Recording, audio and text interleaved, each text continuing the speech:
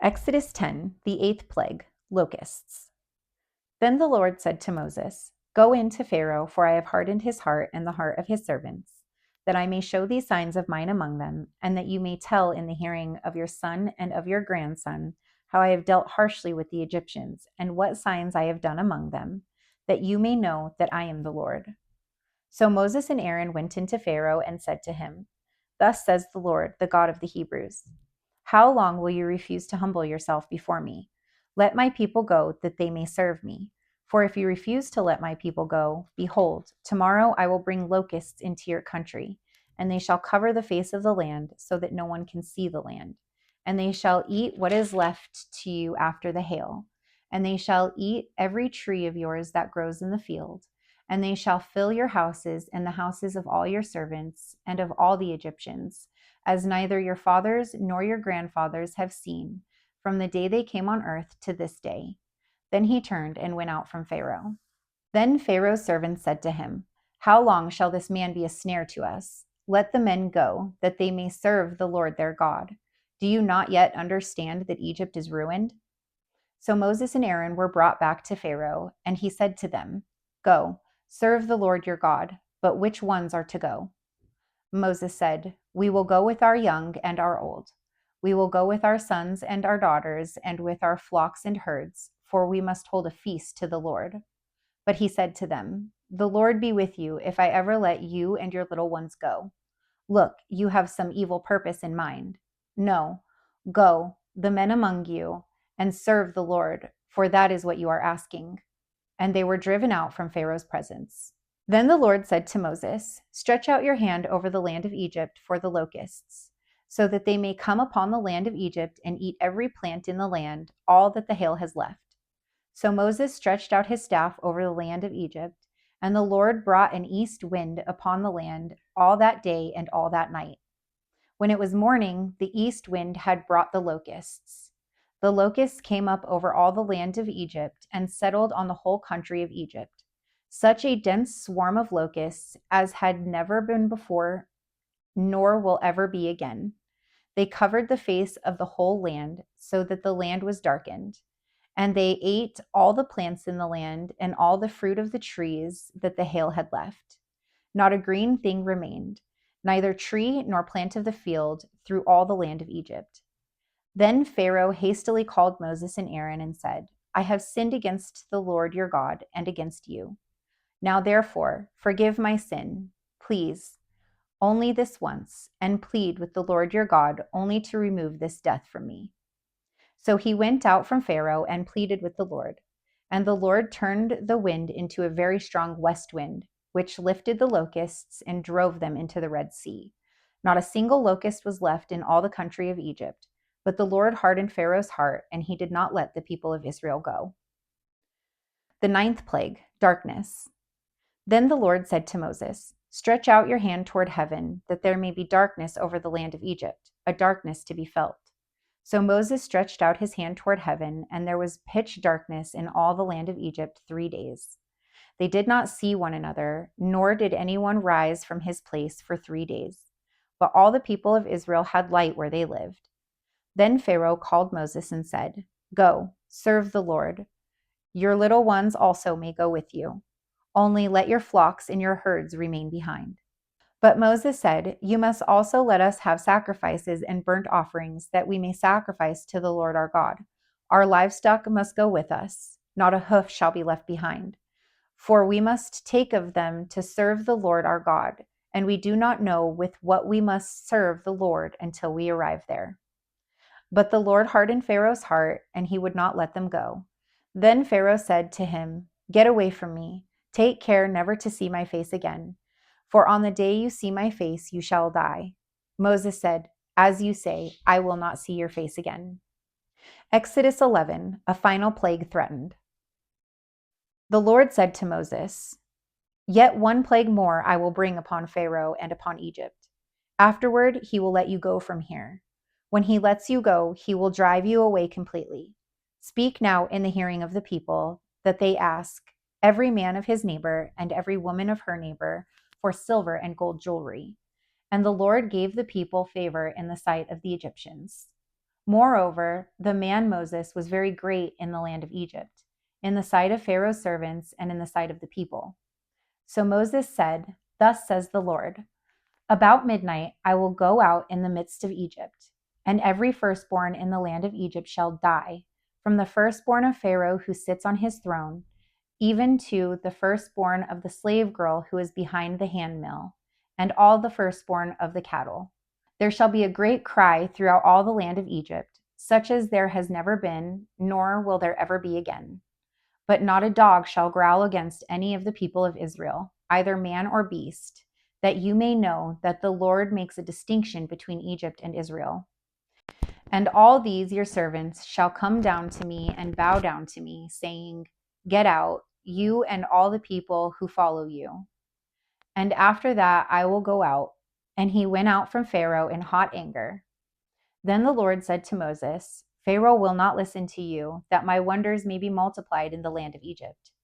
Moses and Aaron did all these wonders before Pharaoh, and the Lord hardened Pharaoh's heart, and he did not let the people of Israel go out of his land. Exodus 12, the Passover. The Lord said to Moses and Aaron in the land of Egypt, This month shall be for you the beginning of months. It shall be the first month of the year for you. Tell all the congregation of Israel that on the 10th day of this month every man shall take a lamb according to their father's houses, a lamb for a household. And if the household is too small for a lamb, then he and his nearest neighbor shall take according to the number of persons. According to what each can eat, you shall make your count for the lamb. Your lamb shall be without blemish, a male, a year old. You may take it from the sheep or from the goats, and you shall keep it until the 14th day of this month, when the whole assembly of the congregation of Israel shall kill their lambs at twilight. Then they shall take some of the blood and put it on the 2 doorposts and the lintel of the house in which they eat it. They shall eat the flesh that night, roasted on the fire. With unleavened bread and bitter herbs they shall eat it. Do not eat any of it raw or boiled in water, but roasted, its head with its legs and its inner parts. And you shall let none of it remain until morning. Anything that remains until the morning you shall burn. In this manner you shall eat it, with your belt fastened, your sandals on your feet, and your staff in your hand. And you shall eat it in haste. It is the Lord's Passover. For I will pass through the land of Egypt that night, and I will strike all the firstborn in the land of Egypt, both man and beast. And on all the gods of Egypt I will execute judgments. I am the Lord. The blood shall be a sign for you on the houses where you are.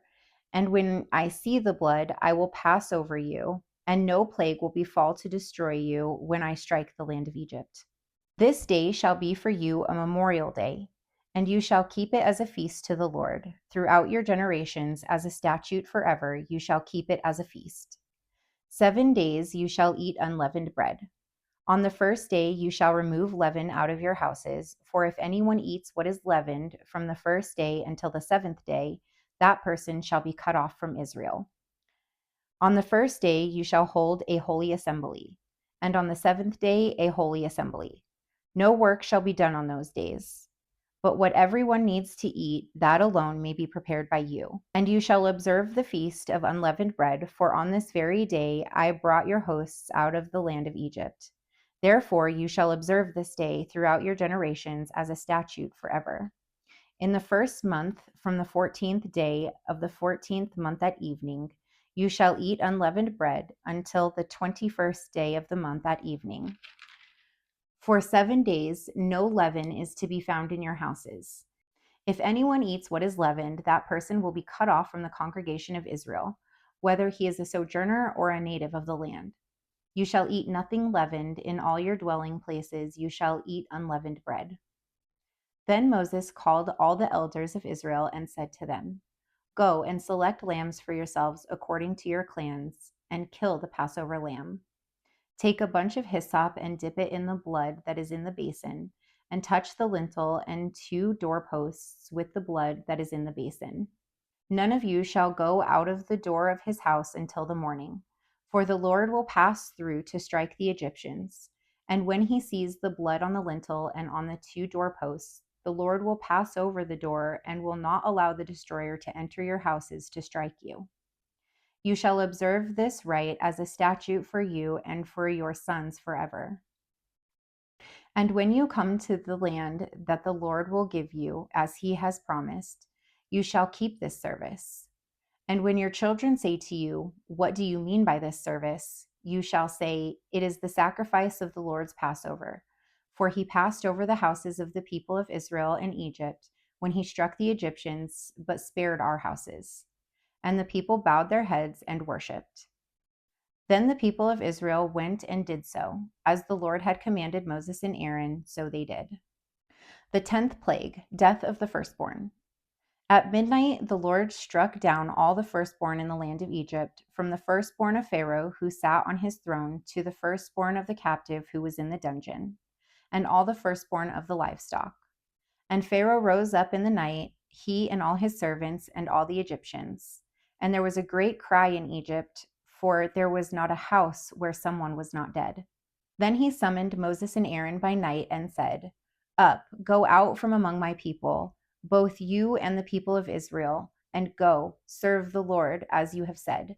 Take your flocks and your herds as you have said, and be gone, and bless me also." The Exodus. The Egyptians were urgent with the people to send them out of the land in haste, for they said, "We shall all be dead." So the people took their dough before it was leavened, their kneading bowls being bound up in their cloaks on their shoulders. The people of Israel had also done as Moses told them, for they had asked the Egyptians for silver and gold jewelry and for clothing. And the Lord had given the people favor in the sight of the Egyptians, so that they let them have what they asked. Thus they plundered the Egyptians. And the people of Israel journeyed from Ramses to Succoth, about 600,000 men on foot, besides women and children. A mixed multitude also went up with them, and very much livestock, both flocks and herds. And they baked unleavened cakes of the dough that they had brought out of Egypt, for it was not leavened, because they were thrust out of Egypt and could not wait, nor had they prepared any provisions for themselves. The time that the people of Israel lived in Egypt was 430 years. At the end of 430 years, on that very day, all the hosts of the Lord went out from the land of Egypt. It was a night of watching by the Lord to bring them out of the land of Egypt. So this same night is a night of watching kept to the Lord by all the people of Israel throughout their generations. Institution of the Passover. And the Lord said to Moses and Aaron, "This is the statute of the Passover. No foreigner shall eat of it, but every slave that is bought for money may eat of it after you have circumcised him. No foreigner or hired worker may eat of it. It shall be eaten in one house. You shall not take any of the flesh outside of the house, and you shall not break any of its bones. All the congregation of Israel shall keep it. If a stranger shall sojourn with you and would keep the Passover to the Lord, let all his males be circumcised. Then he may come near and keep it. He shall be as a native of the land. But no uncircumcised person shall eat of it. There shall be one law for the native and for the stranger who sojourns among you." All the people of Israel did just as the Lord commanded Moses and Aaron. And on that very day, the Lord brought the people of Israel out of the land of Egypt by their hosts. Exodus 13, consecration of the firstborn. The Lord said to Moses, "Consecrate me to all the firstborn. Whatever is the first to open the womb among the people of Israel, both of man and of beast, is mine." The feast of unleavened bread. Then Moses said to the people, "Remember this day in which you came out from Egypt, out of the house of slavery. For by a strong hand the Lord brought you out from this place. No leavened bread shall be eaten. Today in the month of Aviv you are going out. And when the Lord brings you into the land of the Canaanites, the Hittites, the Amorites, the Hivites, and the Jebusites, which he swore to your fathers to give you, a land flowing with milk and honey, you shall keep this service in this month. 7 days you shall eat unleavened bread, and on the 7th day there shall be a feast to the Lord. Unleavened bread shall be eaten for 7 days. No leavened bread shall be seen with you, and no leaven shall be seen with you in all your territory. You shall tell your son on that day, It is because of what the Lord did for me when I came out of Egypt.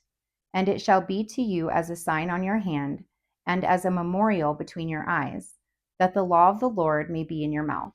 For with a strong hand the Lord has brought you out of Egypt. You shall therefore keep this statute at its appointed time from year to year. When the Lord brings you into the land of the Canaanites, as he swore to you and your fathers, and shall give it to you, you shall set apart to the Lord all that first opens the womb. All the firstborn of your animals that are males shall be the Lord's.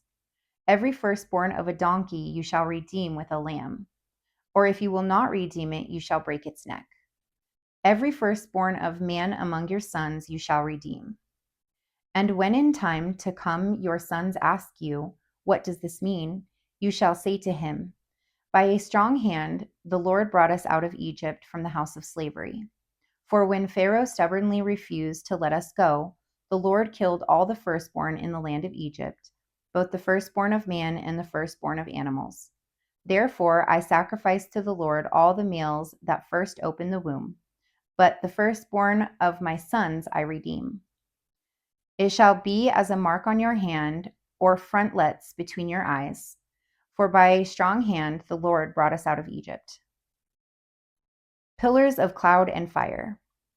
When Pharaoh let the people go, God did not lead them by way of land of the Philistines, although that was near. For God said, "Let the people change their minds when they see war and return to Egypt." But God led the people around by the way of wilderness toward the Red Sea. And the people of Israel went up out of the land of Egypt equipped for battle. Moses took the bones of Joseph with him, for Joseph had made the sons of Israel solemnly swear, saying, God will surely visit you, and you shall carry up my bones with you from here. And they moved on from Succoth and encamped at Etham, on the edge of the wilderness. And the Lord went before them by day in a pillar of cloud to lead them along the way, and by night in a pillar of fire to give them light, that they might travel by day and by night. The pillar of cloud by day and the pillar of fire by night did not depart from before the people. Exodus 14, crossing the Red Sea. Then the Lord said to Moses, tell the people of Israel to turn back and encamp in front of Pi-hahiroth, between Migdol and the sea, in front of Baal-zephon. You shall encamp facing it by the sea. For Pharaoh will say of the people of Israel, they are wandering in the land, the wilderness has shut them in. And I will harden Pharaoh's heart, and he will pursue them, and I will get glory over Pharaoh and all his hosts. And the Egyptians shall know that I am the Lord. And they did so. When the king of Egypt was told that the people had fled, the mind of Pharaoh and his servants was changed toward the people. And they said, what is this we have done, that we have let Israel go from serving us?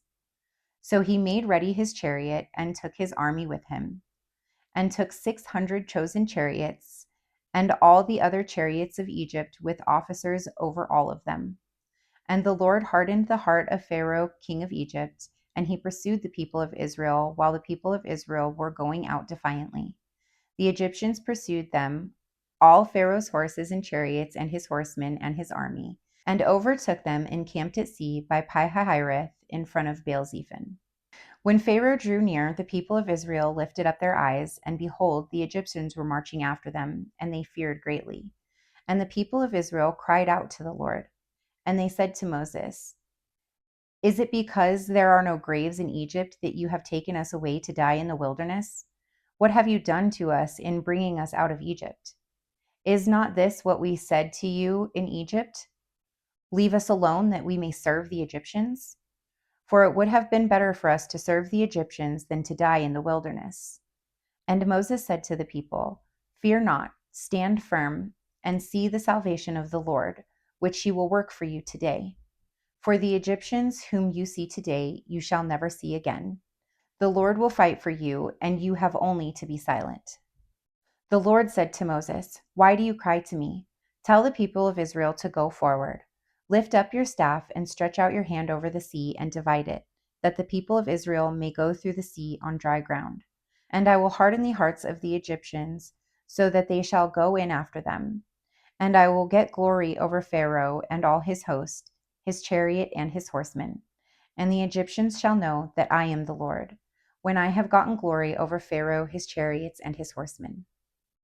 Then the angel of God, who is going before the host of Israel, moved and went behind them. And the pillar of cloud moved from before them and stood behind them, coming between the host of Egypt and the host of Israel. And there was the cloud and the darkness, and it lit up the night without one coming near the other all night. Then Moses stretched out his hand over the sea, and the Lord drove the sea back by a strong east wind all night and made the sea dry land, and the waters were divided. And the people of Israel went into the midst of the sea on dry ground, the waters being a wall to them on their right hand and on their left. The Egyptians pursued and went in after them into the midst of the sea, all Pharaoh's horses, his chariots, and his horsemen. And in the morning watch, the Lord in the pillar of fire and of cloud looked down on the Egyptian forces and threw the Egyptian forces into panic, clogging their chariot wheels so that they drove heavily. And the Egyptians said, "Let us flee from before Israel, for the Lord fights for them against the Egyptians." Then the Lord said to Moses, "Stretch out your hand over the sea, that the water may come back upon the Egyptians, upon their chariots, and upon their horsemen." So Moses stretched out his hand over the sea, and the sea returned to its normal course when the morning appeared. And as the Egyptians fled into it, the Lord threw the Egyptians into the midst of the sea. The waters returned and covered the chariots and the horsemen. Of all the host of Pharaoh that had followed them into the sea, not one of them remained. But the people of Israel walked on dry ground through the sea, the waters being a wall to them on their right hand and on their left. Thus the Lord saved Israel that day from the hand of the Egyptians, and Israel saw the Egyptians dead on the seashore. Israel saw the great power that the Lord used against the Egyptians. So the people feared the Lord, and they believed in the Lord and in his servant Moses. Exodus 15, the Song of Moses. Then Moses and the people of Israel sang this song to the Lord, saying, "I will sing to the Lord, for he has triumphed gloriously. The horse and his rider he has thrown into the sea. The Lord is my strength and my song, and he has become my salvation. This is my God, and I will praise him. My father's God, and I will exalt him. The Lord is a man of war. The Lord is his name. Pharaoh's chariots and his host he cast into the sea, and his chosen officers were sunken in the Red Sea. The floods covered them. They went down into the depths like a stone. Your right hand, O Lord, glorious in power. Your right hand, O Lord, shatters the enemy. In the greatness of your majesty, you overthrow your adversaries. You send out your fury, it consumes them like stubble. At the blast of your nostrils, the waters piled up, the floods stood up in a heap, the deeps congealed in the heart of the sea. The enemy said, I will pursue, I will overtake, I will divide the spoil. My desire shall have its fill of them. I will draw my sword, my hand shall destroy them. You blew with your wind, the sea covered them. They sank like lead in the mighty waters. Who is like you, O Lord, among the gods?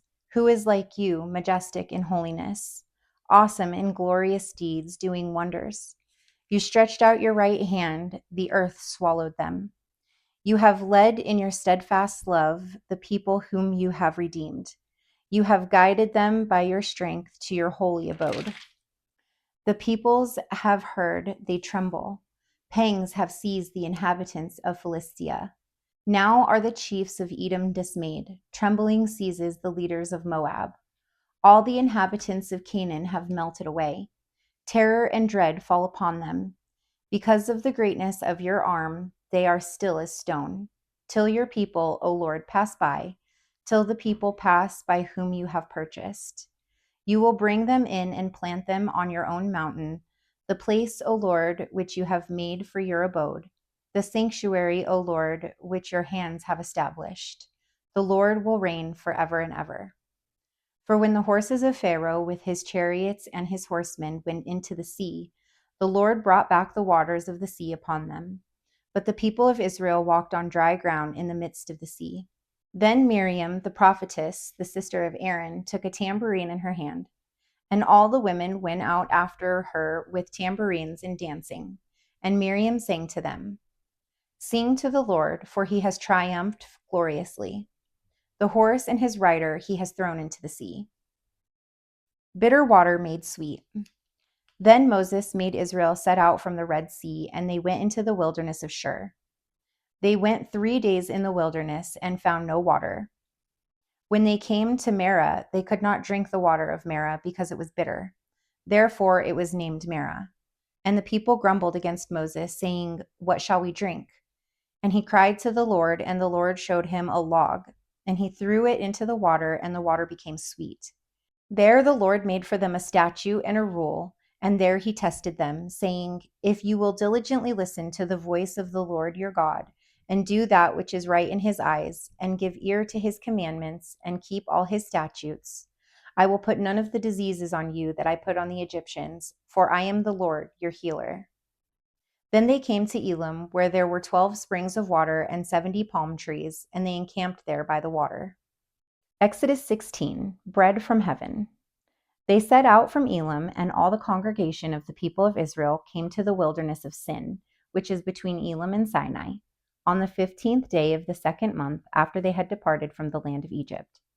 And the whole congregation of the people of Israel grumbled against Moses and Aaron in the wilderness.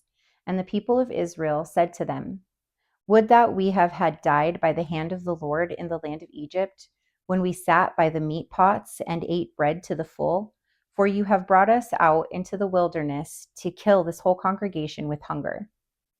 Then the Lord said to Moses, "Behold, I am about to rain bread from heaven for you, and the people shall go out and gather a day's portion every day, that I may test them, whether they will walk in my law or not.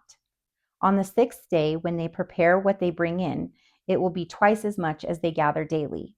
So Moses and Aaron said to all the people of Israel, "At evening you shall know that it was the Lord who brought you out of the land of Egypt. And in the morning you shall see the glory of the Lord, because he has heard your grumblings against the Lord. For what are we, that you grumble against us?" And Moses said, "When the Lord gives you in the evening meat to eat, and in the morning bread to the full, because the Lord has heard your grumblings that you have grumbled against him, what are we? Your grumbling is not against us, but against the Lord." Then Moses said to Aaron, "Say to the whole congregation of the people of Israel, 'Come near before the Lord, for he has heard your grumbling.'"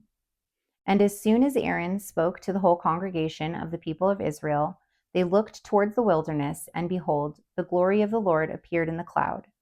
And the Lord said to Moses, "I have heard the grumbling of the people of Israel. Say to them, 'At twilight you shall eat meat, and in the morning you shall be filled with bread. Then you shall know that I am the Lord your God.'" In the evening quail came up and covered the camp, and in the morning dew lay around the camp. And when the dew had gone up, there was on the face of the wilderness a fine, flake-like thing, fine as frost on the ground. When the people of Israel saw it, they said to one another, "What is it?" For they did not know what it was. And Moses said to them, "It is the bread that the Lord has given you to eat. This is what the Lord has commanded. Gather of it, each one of you, as much as he can eat. You shall take an omer, according to the number of the persons that each of you has in his tent." And the people of Israel did so. They gathered, some more, some less. But when they measured it with an omer, whoever gathered much had nothing left over, and whoever gathered little had no lack. Each of them gathered as much as he could eat. And Moses said to them, "Let no one leave any of it over till the morning." But they did not listen to Moses. Some left part of it till the morning, and it bred worms and stank. And Moses was angry with them.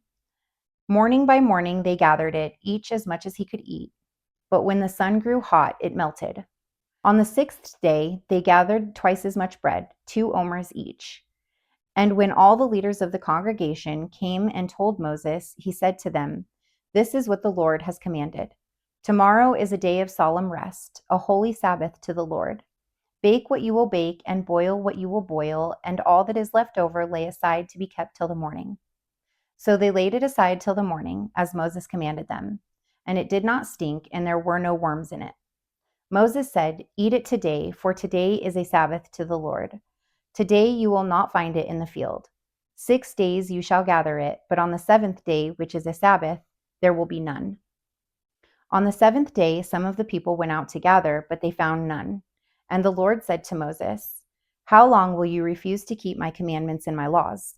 See, the Lord has given you the Sabbath. Therefore, on the sixth day, he gives you bread for 2 days. Remain each of you in his place. Let no one go out of his place on the seventh day."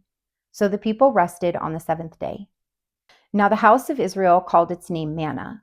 It was like coriander seed, white, and the taste of it was like wafers made with honey. Moses said, "This is what the Lord has commanded. Let an omer of it be kept throughout your generations, so that they may see the bread with which I fed you in the wilderness when I brought you out of the land of Egypt." And Moses said to Aaron, "Take a jar and put an omer of manna in it and place it before the Lord to be kept throughout your generations." As the Lord commanded Moses, so Aaron placed it before the testimony to be kept. The people of Israel ate the manna for 40 years till they came to a habitable land. They ate the manna till they came to the border of the land of Canaan. An omer is a tenth part of an ephah.